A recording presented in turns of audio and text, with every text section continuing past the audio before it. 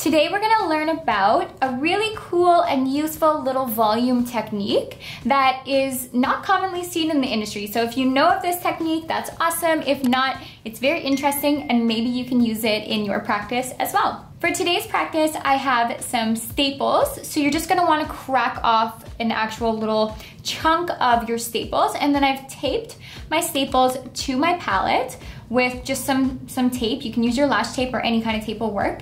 Just stick that guy somewhere that's not within your area that you're grabbing and dipping the lashes so it doesn't get in the way. So I just lay it off to the side, to the left-hand side because I'm right-handed. But you're also gonna need your lashes. So this will work for any type of volume technique, whether you're doing Russian volume or mega volume, you're working with 0.07, 0.05s, or 0.03s. But for today's example, I'm working with 0.07 lashes and 0.03 lashes. So we're gonna be working with our volume and our mega volume. And when I do little tutorials like this, or when I'm just hanging out at home and I'm feeling like making some fans or practicing a new technique or whatever, I always have our empty Pro Fan trays on handy. What these are, they're literally exactly like they sound. They're empty, extra large volume trays. And you can use these to put your practice fans on so that you don't have to lose them. You can go back and use them for a set anytime, and by closing it up, you know that your fans are gonna stay sanitary and ready for use. And then I'm also working with our jade stone, which keeps my glue better for longer, and a little piece of micropore tape. Reason being is because I love that the micropore tape keeps my glue in a dome shape. So I can dip vertically right in the middle of that dome shape, which is super helpful, and my glue will last longer, because when it's all kind of spread out all over the place, then it actually just cures much faster, so you won't get as long out of your glue. Dome shape is definitely better. And then I'm working with my Quickie glue. I love Quickie, reason being it has a 1-second cure time. It is great, it's non-wicking, and that's extra important when you're working with handmade volume. You don't want a wicking glue, because what a wicking glue is, it will actually make your glue ride up your volume fan. And with non-wicking, it just stays put wherever you put it. It's not gonna ride up and close up your fan. So no matter who you are or what stage in your lash game you're at, you're gonna make fans that are a little bit boxy from time to time. Or maybe there's a loose lash that just doesn't fit perfectly in your sweet spot that will kind of like fall out a little bit. So what this technique does is pushes that fan together to make a pointier base if you have that boxy base, or will actually push that rogue lash right back into place so that you don't have to throw your fan out. It's still usable and you can lash with it. So I'll go ahead and make a couple of fans and show you what I mean. So for this one, I'm gonna use my 0.07, so I'm gonna try to make that fan pretty boxy. A little bit too many lashes.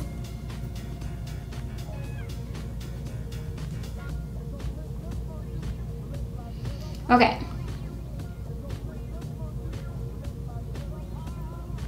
So see, we have a couple rogue lashes. Now when I dip that, watch how I dip, by the way. Vertical, right into the point of the fan. Now the fan did come together pretty nicely, but the base is a little bit boxy. So what I'm gonna do is touch off the side, keeping my pressure, touch off the side of the staple on either side, and right above where the glue sits.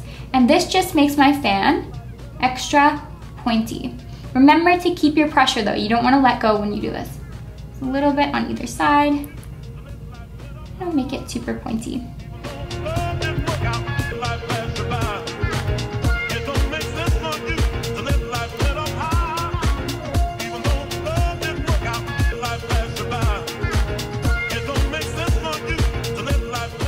Just make sure that you're not rubbing the glue part on the staple just above.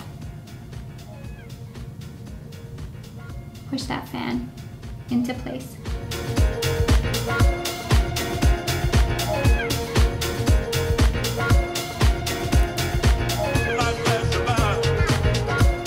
And again, while I'm doing this, I'm crystallizing, so I'm just gonna hold and let it cure and lay it in my tray for later.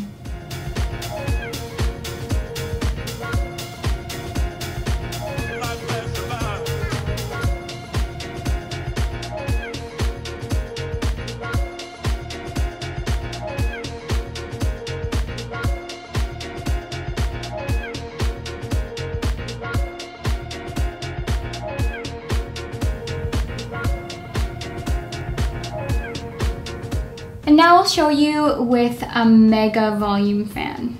So another thing I want to note, guys, is that take a look at how different the base of my fan looks when I grip from the top of the fan to when I grip really close to that strip. So I'm gonna grab close to where the sticky part is on the strip and lift up. My fan stays together, my base stays together almost perfectly when I do that.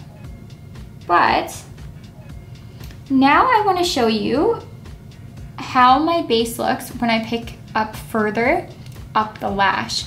It makes a big difference. So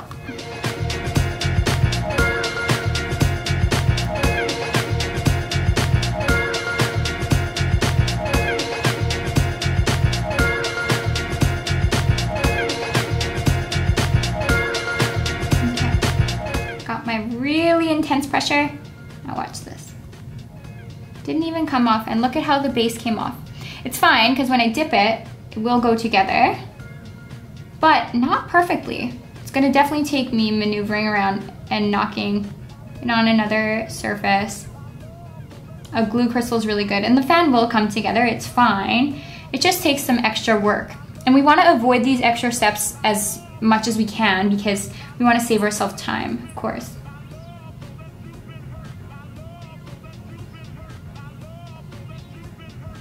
Again, I'm gonna grip closer to that sticky strip. It just gives me so much more control. So I've done my lifting, lay it down, fan it out. Wasn't a very good fan, but that doesn't matter. This is just for an experiment. Although I'm a bit of a perfectionist, so I feel like I can't even not make it good. I get all stressed.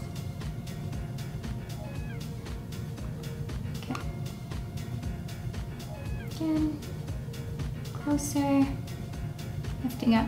Now, this is a perfect example of when to do the staple. See that little rogue guy right there? On the end, watch. Dip it in. Let's push that guy into place.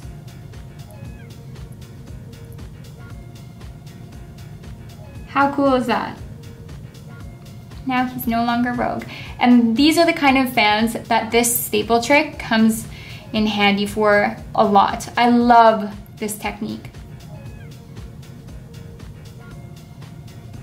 It's also nice just to have this Pro Fan tray on hand.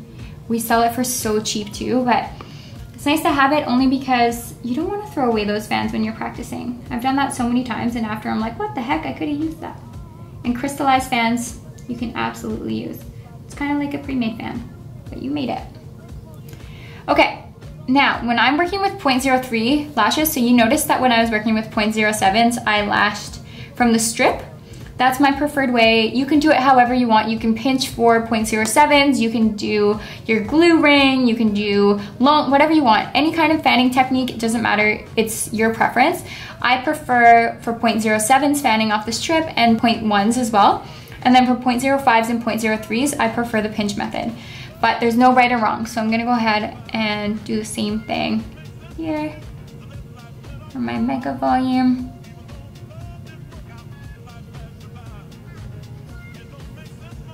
Again, you can see the fan's not perfect. Again, this is just an example. Right? Dip in, again, vertical dipping. And use your new little technique. Oops.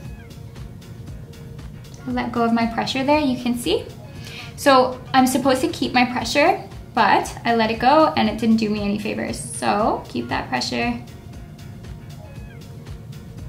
It'll be helpful, but you can see that's not a usable fan. Check it out. That would poke my clients when they blinked. We don't want that. We want a very tight base.